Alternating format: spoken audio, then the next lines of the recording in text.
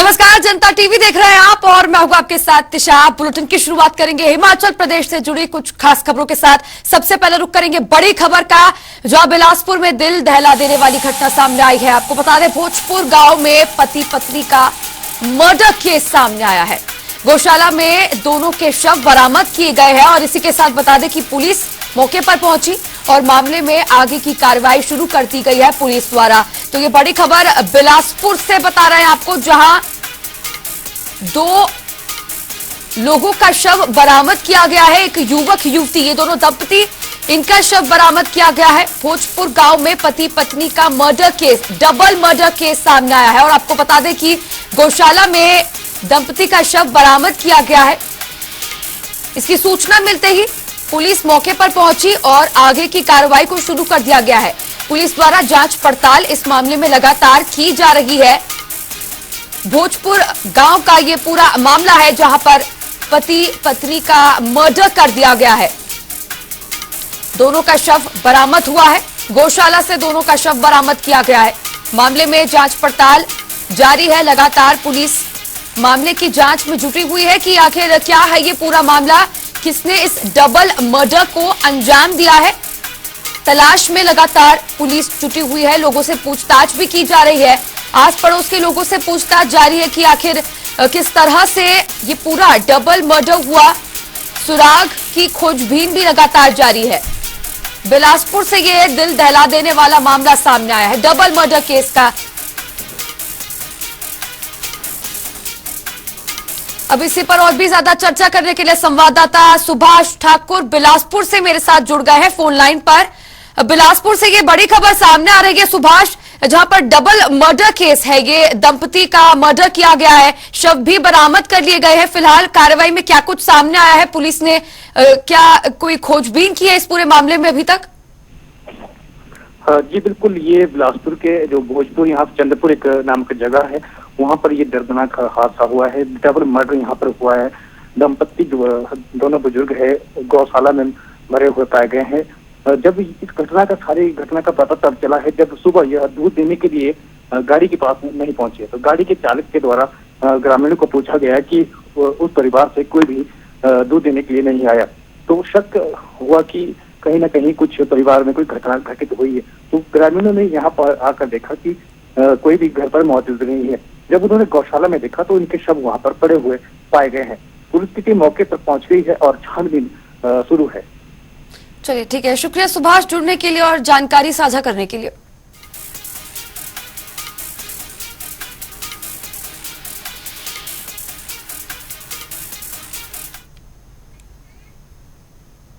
चलिए अब एक और बड़ी खबर का रुख कर लेते हैं। बता दें कि आज प्रधानमंत्री नरेंद्र मोदी का शपथ ग्रहण समारोह है।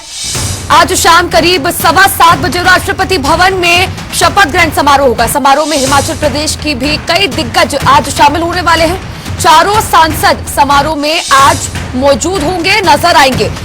किसी भी सांसद को, चारों में से किसी भी सांसद को आज मंत्री पद मिल सकता है और प्रधानमंत्री नरेंद्र मोदी के साथ आज हिमाचल प्रदेश में मौजूद जो 4 सांसद है, उनमें से किसी को भी मंत्री पद मिलने की संभावनाएं जताई जा रही है और इनमें से कोई भी आज प्रधानमंत्री के साथ मंत्री पद की शपथ ले सकता है। जिस दौरान प्रधानमंत्री नरेंद्र मोदी शपथ ग्रहण समारोह में होंगे, प्रधानमंत्री पद की शपथ लेंगे, उन्हीं के साथ और भी कई एनडीए दल के नेता सांसद आज उनके साथ मौजूद होंगे और मंत्री परिषद का हिस्सा बनेंगे।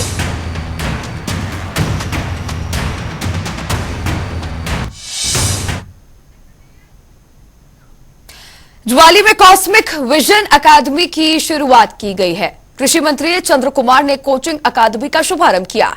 इस दौरान उन्होंने बच्चों के उज्जवल भविष्य की भी कामना की। साथ ही उन्होंने कहा कि इस अकादमी की शुरुआत से प्रतियोगी परीक्षाओं की तैयारी करने वाले छात्रों को काफी बेहतर सुविधा मिलेगी।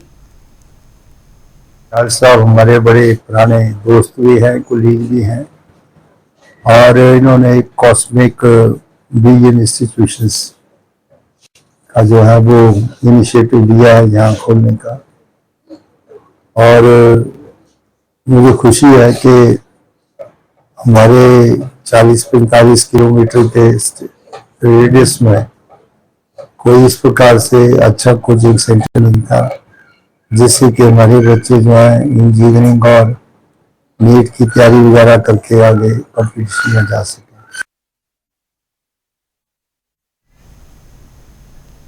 हमीरपुर सांसद अनुराग ठाकुर ने अपने सामाजिक दायित्वों के निर्वहन की एक मिसाल पेश की है। दरअसल बिलासपुर श्री नैना देवी के खरखड़ी पंचायत के रहने वाले 21 वर्षीय गुरमेल सिंह का निःशुल्क बायोनिक कृत्रिम पैर लगवाकर उन्हें नया जीवन देने का काम किया है। इसी पर देखिए ये खास रिपोर्ट। हमीरपुर सांसद अनुराग ठाकुर ने अपने सामाजिक दायित्वों के निर्वहन की एक मिसाल पेश की है। दरअसल बिलासपुर श्री नैना देवी के खरखड़ी पंचायत के रहने वाले 21 वर्षीय गुरमेल सिंह का निःशुल्क बायोनिक कृत्रिम पैर लगवाकर उन्हें नया जीवन दान देने का काम किया है। 3 महीने पहले गुरमेल सिंह का पैर एक हादसे में कट गया था, जब पेड़ काटते समय पेड़ की ही एक डाली सीधा उनके पैर पर गिर गई थी। गुरमेल सिंह ने अनुराग सिंह ठाकुर की ओर से चलाए जा रहे विशेष अभियान के बारे में जानकारी एकत्र कर मदद की गुहार लगाई थी, जिसे अनुराग ठाकुर ने तुरंत स्वीकार किया और उन्हें उत्तर प्रदेश के गाजियाबाद स्थित एक सुप्रसिद्ध अस्पताल भेजकर डॉक्टरों की देखरेख में विशेष बायोनिक पैर लगवाया। पेड़ काटते वक्त पेड़ टांग पे गिर गया था, फिर उसके बाद उम्मीद नहीं है हमारे को भी टांग लग जाएगी। अभी उसके बाद पीजीआई में इलाज चला, ऑपरेशन हुआ, 3 महीने हुए और अभी आर्टिफिशियल पैर लग गया। वो हमारे गांव में लगा था कैंप, उसके बारे में बताया हमारे को, तभी आए हम। फोन पे बात हुई मंत्री से। कौन से मंत्री जी से? अनुराग सिंह ठाकुर जी से। अच्छा, हाँ, फिर क्या हुआ? फिर इनने लोकेशन भेजी और हम गाजियाबाद में जीवन आशा हॉस्पिटल में गए, वहाँ में टांग लगवाई। अभी ठीक है, चला है आपका ऑपरेशन। टांग तो 3 दिन हुए लगे हुए। ऑपरेशन जो टांग का हुआ था वो 3 महीने टांग को हो गए, ऑपरेशन हुए। और ये जो आर्टिफिशियल पैर कब लगा? ये 3 दिन हुए अभी। लेकिन गुरमेल जो ये पैर लगता है तो इसमें हमने सुना खर्च बहुत आता है, तो वो खर्च कैसे आप कर लेते हो? खर्च अनुराग सिंह ठाकुर जी ने उठाया, हमारा सारा खर्च उठाया? हाँ जी, हाँ जी। तो आपको पता था कि इस तरह से हेल्प मिल जाएगी? आपको उम्मीद थी कि मंत्री जी क्या से ऐसी उम्मीद? जी, हमारे को उम्मीद थी कि हमारा खर्चा उठा लेंगे मंत्री जी। इसके बाद अनुराग सिंह ठाकुर ने गुरमेल से मुलाकात कर उनका हालचाल जाना और भविष्य की शुभकामनाएं देते हुए उन्होंने कहा कि मानव सेवा और अपने क्षेत्रवासियों की सेवा मेरे लिए सबसे बड़ा धर्म है और ये मेरा सौभाग्य है कि मैं गुरमेल जैसे लोगों की सेवा कर पा रहा हूँ। मंडी में 27 से 30 जून तक हिमाचल इंटरनेशनल फिल्म फेस्ट का आयोजन किया जाएगा। इस फेस्ट में मशहूर फिल्मी हस्तियां भी मौजूद रहेंगी। बॉलीवुड फिल्म निर्देशक पवन कुमार शर्मा ने इस फेस्ट की जानकारी देते हुए बताया कि चकाचौंध की इस दुनिया में नशे के साथ अन्य कुरीतियां तेजी से अपने पैर पसार रही हैं। इन कुरीतियों को जड़ से खत्म करने, साथ ही युवा पीढ़ी और समाज को साहित्य के साथ जोड़ने के लिए फिल्म फेस्ट के जरिए एक पहल उनकी ओर से की जा रही है।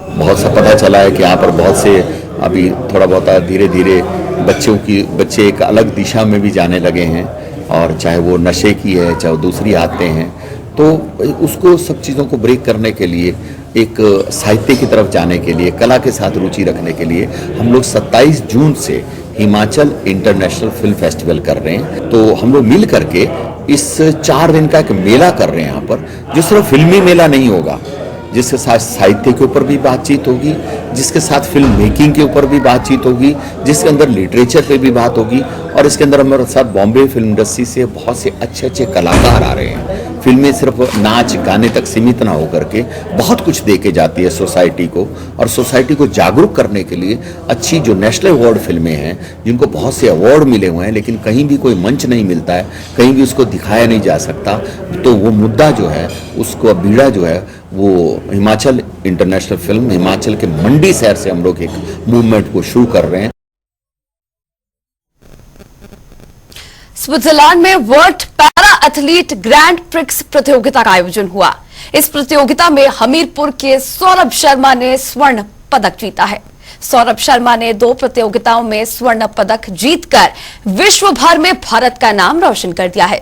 साथ ही उनकी इस उपलब्धि से पूरे परिवार में खुशी का माहौल छाया हुआ है। मैं अपने को है सौरभ की अगर मेहनत देखूं तो मैं वो बहुत छोटे से, जब वो 0 था तब से मेरे पास में आया था, और देहरादून में हमने बहुत जमकर मेहनत की। लेकिन उसकी जर्नी में अगर देखा जाए तो जो हिमाचल पैरा स्पोर्ट्स है, एथलेटिक्स पैरा एथलेटिक्स का जो जनरल सेक्रेटरी हैं ठाकुर साहब, उन्होंने बहुत ज़्यादा साथ दिया। साथ ही जब उसके अगर पेरेंट्स की बात करूं तो उसके परिवार से हमेशा साथ मिला। सर मैं बहुत ही आज खुशी का दिन है कि हमारे लिए हमारा लड़का जो विदेश में देश के तिरंगा फहराया है और वहां भी उन्होंने झंडा गाड़ दिया भारत का। हमें बहुत खुशी की बात है कि हमारा लड़का यहाँ तक पहुंचा। इसको यहाँ तक पहुंचाने के लिए उन्होंने काफी मेहनत की और काफी प्राप्त पार किए। पहले स्टेट लेवल से खेला, फिर डिस्ट्रिक्ट लेवल से खेला, फिर नेशनल लेवल से खेला। उसके नेशनल लेवल में 7 मेडल लाए इसने, गोवा से, गुजरात से, बेंगलोर से, पूना से। खेलो इंडिया जवाहरलाल स्टेडियम में भी अच्छा प्रदर्शन किया है। शानदार प्रदर्शन के बाद इसका सिलेक्शन जो है, चयन जो है इंटरनेशनल के लिए स्विट्जरलैंड में हुआ है। हम बहुत खुशी की बात है कि हमारा लड़का यहाँ तक पहुंचा। पहले तो मेरे को आपको ये बताते हुए बहुत ही खुशी महसूस हो रही है। जैसा आप सभी को पता है कि भारतीय पैरा एथलेटिक्स टीम जो 6 से 8 जून के बीच होने वाली world para athletics grand prix game जो नॉर्टवेल स्विट्जरलैंड में आयोजित हो रही है, उसके लिए रवाना हुई, जिसमें कि मेरे छोटा भाई सौरभ शर्मा भी गया था। और जैसा आप सभी को पता है कि उसका 5000 मीटर में गोल्ड मेडल आया था और उसने देश को पहला स्वर्ण पदक जिताया था 5000 मीटर में। और साथ ही साथ अभी मेरे को आपको बताते हुए ये फिर से खुशी हो रही है कि उसने देश को एक और स्वर्ण पदक जिता दिया है, वह है 1500 मीटर में। तो मैं चाहता हूं पूरा देश इसको सेलिब्रेट करे, पूरा देश इसको कांग्रेचुलेट करे। हिमाचल प्रदेश में लोक निर्माण विभाग की ओर से सड़क मार्गों को दुरुस्त किया जा रहा है। कई संपर्क मार्ग और मुख्य मार्गों को चकाचक कर दिया गया है, जिस वजह से वाहन चालकों को बेहतरीन सड़क सुविधाएं मिल रही हैं। वहीं स्थानीय लोग पीडब्ल्यूडी विभाग के कार्यों को भी खूब सराहा कर रहे हैं। हमारी जो नाबार्ड के तहत इस तीसरा डिवीजन में 2 सड़कें चली हुई थी, जिसको कि एक को हमने कंप्लीट कर दिया है, और दूसरी सड़क है जो कंदला बनगाटी बेलोड सड़क है, जो कि 4 किलोमीटर 350 मीटर लंबी है, जिसमें से हमने टारिंग कंप्लीट कर दी है। कुछ छोटा मोटा काम शेष बचा है और विद इन 2 मंथ जो है ये भी हम जनता को सुपुर्द कर देंगे, जिसपे मैं इस 4.5 करोड़ के करीब लगभग खर्चा हुआ है। दिल्ली एनसीआर समेत उत्तर भारत में गर्मी का प्रभाव देखने को मिल रहा है। ऐसे में वीकेंड पर पर्यटक गर्मी से निजात पाने के लिए पहाड़ों का रुख करते नजर आ रहे हैं। शिमला में वीकेंड पर 70% ऑक्यूपेंसी दर्ज की गई है, लेकिन शिमला में पर्यटकों की आमद बढ़ने के साथ ही पर्यटकों को जाम की समस्या से भी अब जूझना पड़ रहा है।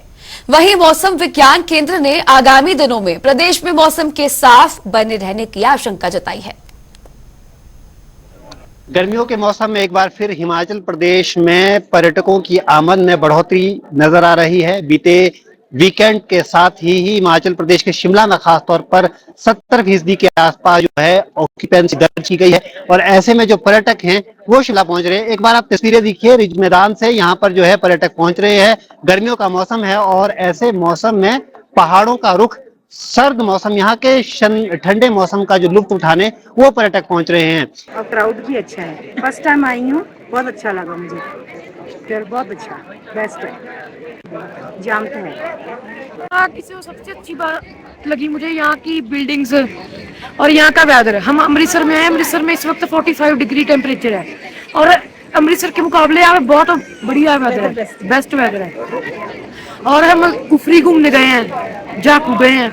इसके अलावा यहाँ पर जो सबसे बड़ी समस्या लोगों को आ रही है वो है जाम से, क्योंकि हमने जब पर्यटकों से बात की तो उन्होंने कहा कि इस वक्त जो मौसम हिमाचल प्रदेश में बना हुआ है उत्तर भारत के मुकाबले वो बहुत सुहाना है, और ऐसे में जो पर्यटक हैं वो शिमला पहुंच रहे हैं, लेकिन क्योंकि यहाँ पर जैसे पर्यटकों की आमद बढ़ी है तो एक बड़ी समस्या जो है वो जाम की बनती हुई नजर आ रही है। लगातार हमने देखा कि पिछले कल यहाँ पर और आज में जो गाड़ियों का जो कतारें हैं वो सड़कों पर नजर आई है, तो ऐसे में एक जाम एक बड़ी समस्या है। लेकिन इसके बावजूद जो पर्यटक हैं वो शिमला के कई इलाकों का जो है भ्रमण कर रहे हैं, खासतौर पर कुफरी, शिमला जैसे जो पर्यटन क्षेत्र है वहां पर पर्यटक बड़ी संख्या में पहुंच रहे हैं। इसके अलावा अगर बात मौसम की करें तो यहाँ पर मौसम का क्योंकि एक बहुत बड़ा प्रभाव है, लेकिन आने वाले दिनों में क्योंकि आज को लेकर मौसम विज्ञान केंद्र की ओर से कुछ क्षेत्रों में बारिश और अंधड़ तूफान की जो है एडवाइजरी जारी की गई है, लेकिन कल से एक बार फिर प्रदेश में जो है मौसम के साफ बने रहने का अनुमान है, और आने वाले दिनों में जो मौसम है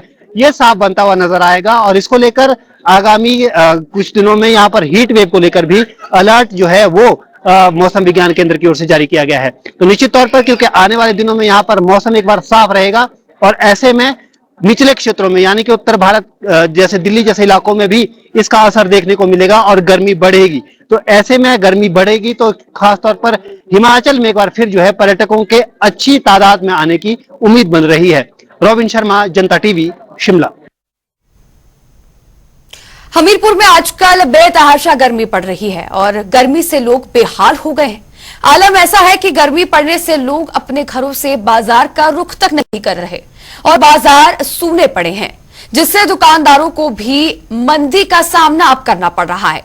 आपको बता दें कि पिछले कई दिनों से हमीरपुर में गर्मी से लोगों को परेशानी झेलनी पड़ रही है और पारा 42 पार हो चुका है। हालांकि इससे पहले पारा 38 और 39 डिग्री तक ही रहता था, लेकिन अब दिन प्रतिदिन पारा बढ़ने से लोगों में भी हैरानी है। स्थानीय लोगों का कहना है कि पिछले कई सालों से इतनी गर्मी पड़ी ही नहीं। बुरा हाल है, टेम्परेचर समथिंग कोई 43-44 के करीब पहुंच गया है। किस तरह बच रहे गर्मी से? गर्मी से तो पंखे भी लगाए हैं और हमने तो कूलर लगा रखा है इस बार तो, पहले तो हमने पंखे से गुजारा था, इस बार तो कूलर लगाना पड़ रहा है हमारे को। बाजार की क्या स्थिति है? स्थिति बहुत खराब है जी, ग्राहक कोई नहीं है। 10, 11, 11:30 बजे तो कोई ग्राहक ही नहीं होता, बिल्कुल भी खाली बैठे हुए हैं। गर्मी को तो रहा मिलता है, इतनी गर्मी है कि इस साल का टेम्परेचर 42-43 तक 44 तक पहुंच चुका है। मैंने अपनी लाइफ में इतनी गर्मी नहीं देखी थी। हर साल 35 तक टेम्परेचर था। इस गर्मी की वजह से 9-10 बजे के बाद बाजार में ग्राहक नहीं रहती, जिससे कि दुकानदारों को बहुत ज्यादा फर्क पड़ गया। इस बार की देखिए, पिछले मुझे लगता है जहां तक मैं देखा कि पिछले 25-30 साल में जो गर्मी पड़ता था, इस साल की गर्मी जो है दिन और रात की फर्क है। और मुझे लग रहा है कि इसमें पर्यावरण के साथ एक छेड़खानी का भी एक असर हो सकता है, क्योंकि जिस हिसाब से जंगल में आग लग रहा है, जंगल को जलाई जा रही है और पेड़ों को काटे जा रहे हैं, एक भी पौधा लगाया नहीं जाता है, लगाया भी जाता है तो उसको संरक्षण के लिए भी हम आगे कोई कदम नहीं उठाते। तो इस खबर के साथ फिलहाल इस बुलेटिन में इतना ही। आप देखते रहिए जनता टीवी। नमस्कार।